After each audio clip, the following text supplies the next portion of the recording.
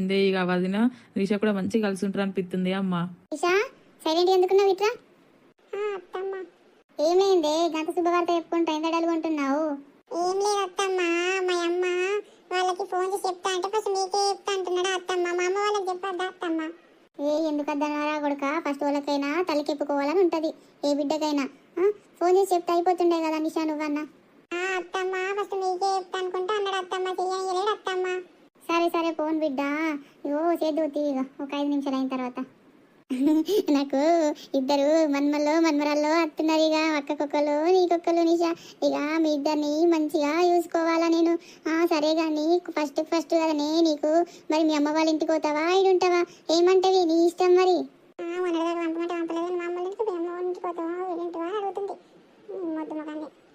ప్రతి మాటల లక్ష్మి లక్ష్మి లక్ష్మి పెద్ద కొడలు పెద్ద కొడలు పెద్ద కొడలు. ప్రతి విషయంలో నా విషయంలో కూడా ఆమె ఎందుకు ఇన్వాల్వ్ చేస్తుందో దీనికన్నా అర్థం కావాలి ఫస్ట్.